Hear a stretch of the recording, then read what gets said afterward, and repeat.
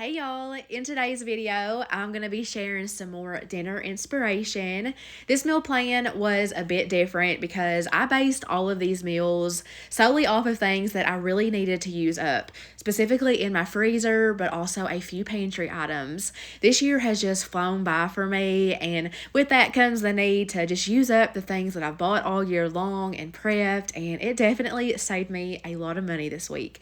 So here is the first meal that I pulled together. I bought these pork cube steaks back in February at a clearance price, so I thawed those out and I decided to bread and fry them and make a delicious gravy to pair with it. I also froze some fried corn that I made over the summer with some fresh garden corn that was so good. And then I've had this packet of Hush Puppy mix in my pantry for forever. It's honestly a little bit past expiration, so it all checked out fine though, and I decided to pair it with this. So let's start by breading the cubed pork.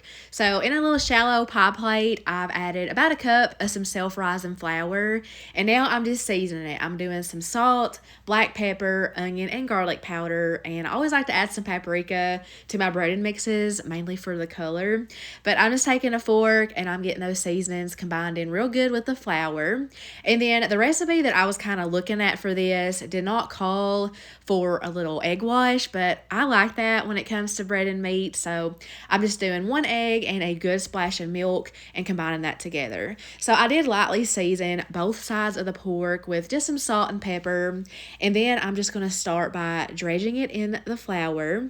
Then I'm going to roll it around into my egg wash, and then it's going to get a double coating into that seasoned flour. I make sure that every inch of that pork is completely covered, so you see me just constantly flipping it over and just kind of patting it in. So I'm going to do that to all of them, and while I was breading the pork, I was bringing a skillet full of vegetable oil up to temperature. I have it on about a medium-high heat, and I decided to cook these 2 at a time.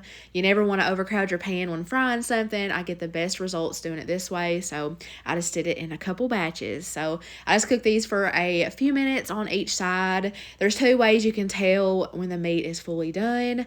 Usually when you're frying something, blood kind of comes up through the top, so once that turns clear, you're good to go, or you can just use a meat thermometer. So the first round's fully cooked, so now I'm just dropping in that second batch. We are a family of 4, so I just cooked up 4. My family's not big on leftovers when it comes to certain things, so this right here is perfect. They're beautiful and golden brown, so I'm just going to set that to the side, and I'm going to make that gravy in the same skillet we fried the pork chops in. So I did drain a lot of that oil out off camera. I left about a couple tablespoons of that cooking oil in the skillet, and I am using that same flour that I seasoned and breaded the pork in. And I know that can sound a little weird if you've never done it, since raw meat has touched it, but we're going to cook it out, so there's no worries there. So I just added a few good tablespoons of that flour. I whisked it real good for, I'd say, a good 4 to 5 minutes. And then I added in about 2 cups of some chicken broth. And with my silicone whisk, I'm just continuously whisking it for a few minutes. It thickens up pretty quickly, and that's it. Very simple and very delicious. So here's everything all put together. I've got one of the pork chops with that delicious gravy. I also made some homemade mashed potatoes and put the gravy over it. I heated back up that fried corn, and then I did deep fry the Hush Puppies in the leftover oil that I did from the copycat Chick-fil-A night, if you watched my last video. But everything just came out so delicious. We were all really pleased with it. On this night, I made a family favorite, and that is chicken spaghetti. It calls for 3 cups of chicken, so I pulled out 2 bags of already cooked chicken from the freezer. This was the last of it. That first bag I meal prepped in the crock pot specifically for recipes, and then that second bag was some roasted chicken that I had left over. So I was a little weary about using 2 different types of cooked chicken, but it worked out perfectly. And then also in the freezer, I had this bag of shredded white sharp cheddar cheese. I normally never have to freeze cheese, but this came from a huge block from Costco. We just couldn't use it up, so I decided to use it in this recipe. And then that box of spaghetti was a little bit past expiration, and this can of cream of chicken, I actually don't buy Healthy Request. This came from my parents' house. They were going to toss it because it was a little expired. So, me being me, I took it home and I used it up. So, on to the recipe. So, I started off by bringing a large pot of water to a boil. I did salt the water first, of course, and then I added in that full 1 pound box of spaghetti. I do break mine in half and I cook it till al dente. And I'm just going to drain this off and let it chill out in the sink while I get this sauce ready. So, in that same pot, I'm going to add in 1 can of basically Rotel, but this is the Kroger brand of it, and you don't want to drain it. Leave it undrained. So next, I'm adding in 2 cans of cream of chicken, one new, one old, and then the recipe calls for 10 ounces of evaporated milk. This can is 12 ounces, so I just go ahead and dump it all in, and then I toss in 6 ounces of cream cheese. So at this point, I want to let that cream cheese fully melt before continuing on, but once the sauce is nice and smooth, I'm going to grab my Hidden Valley ranch seasoning. You need about a tablespoon. I'd say I do a heaping tablespoon. So I'm just getting that incorporated. And then I can add in my cooked chicken. So as for that roasted chicken, I did put it on a cutting board and chop it into smaller pieces. And then I added in the more finely shredded chicken. So that's all mixed in good. And now I can grab my cooked and drained spaghetti noodles and I'm just going to combine that in good with the sauce. So while I'm doing this, my oven is preheating to 350 degrees. I've also got my 9x13 casserole dish ready. So I'm just transferring what was in that pot into my dish. And here I'm just trying to kind of distribute it more evenly. And then I'm going to grab that shredded cheese. I always like to kind of dump it out in the middle. And then with my hands, I just kind of spread it out evenly over the top. So I'm going to pop that in the oven to bake for about 30 minutes. And here's what it looks like when it's done. If you want it to have that nice like golden brown crust on top, you can pop it under the broiler. I do that sometimes, but I skipped it this night. So here's what the inside of that should look like. Nice and creamy.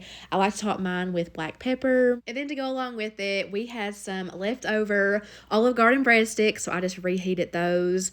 And then I have a side salad here. It's just lettuce, cherry tomatoes, cheese, croutons, and we have been loving this Marzetti ranch. So that's what we use for the salad. So this came out really good, as it always does, and this recipe makes a ton. So keep that in mind.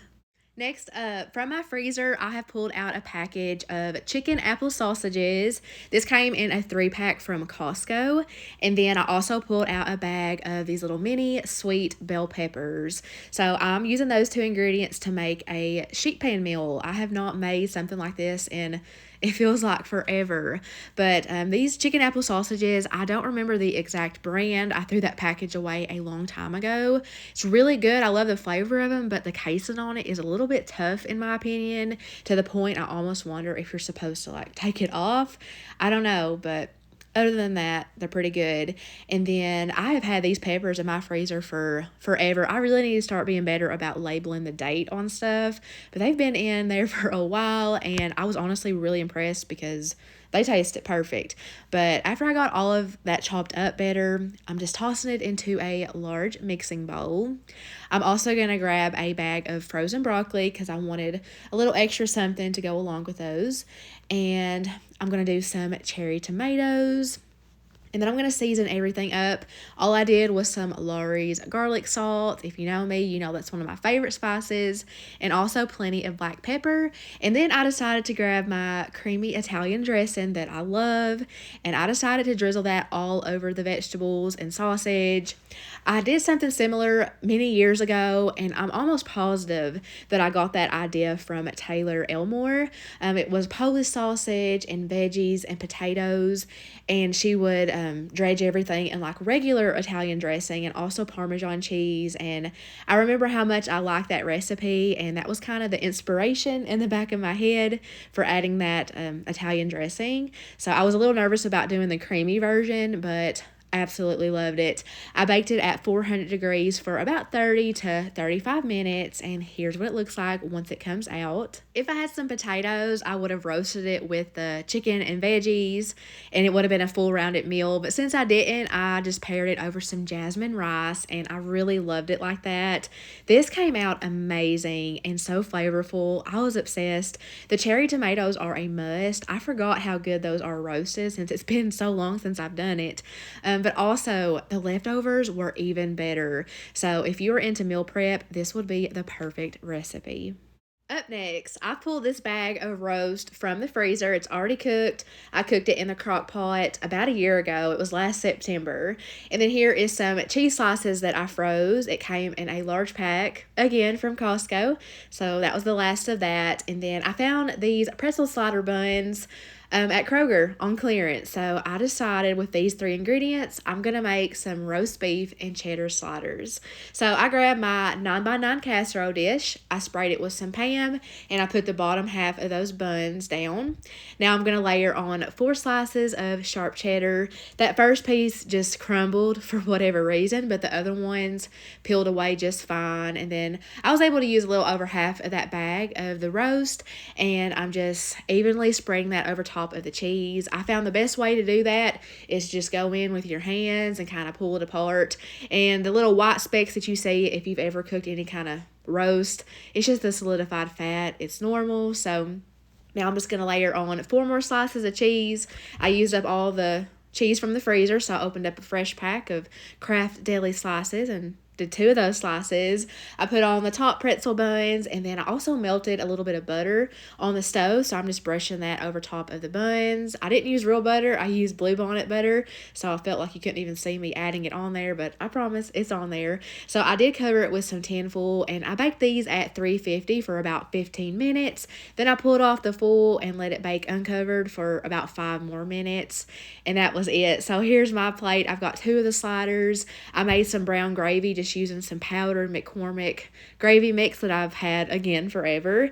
And I just air fried some French fries, and this meal came together so quick. Freezer meals always impress me. Like, you would have never known that this meat was cooked over a year ago and froze all this time. Like, it tasted so fresh. It tasted like I spent all day on it. And those sliders went so good with that brown gravy, even though I made a complete mess trying to show y'all. Lastly, I am using some Cuban pork that I cooked in my crock pot earlier in the year. It's one of my favorite crock pot recipes.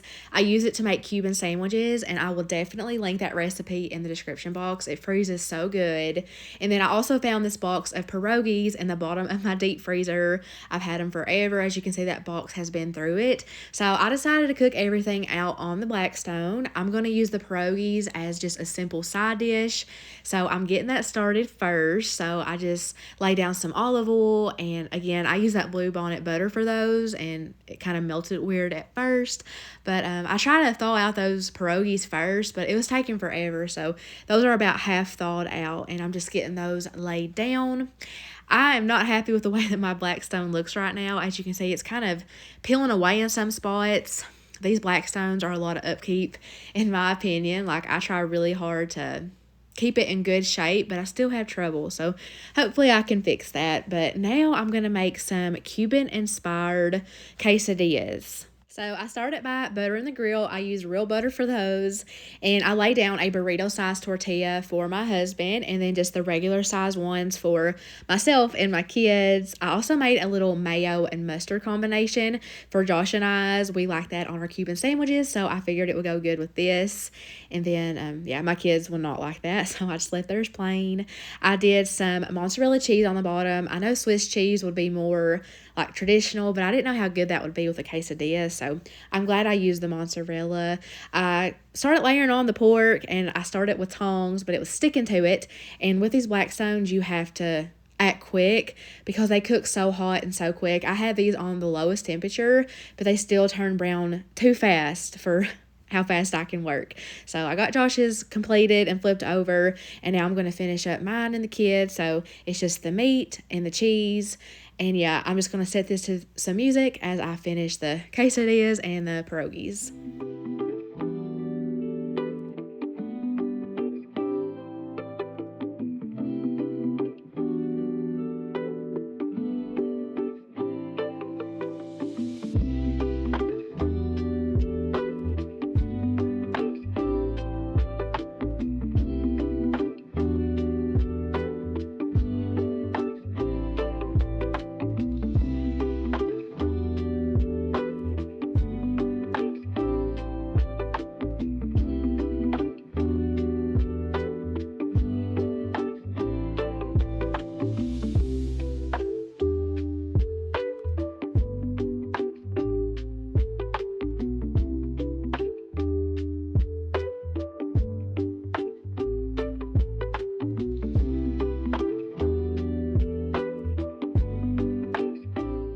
doing all of that felt very chaotic in real life, but I got it done. I got it all brought inside, and then here I'm just cutting up Josh's into little triangles using a pizza cutter, and these turned out amazing. I would definitely do that again with leftover Cuban pork.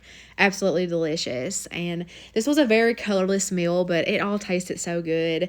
I didn't really love the way that the pierogies cooked up on the Blackstone, just the way they looked, I should say, but they tasted really good. And I was really happy with all that I was able to use up.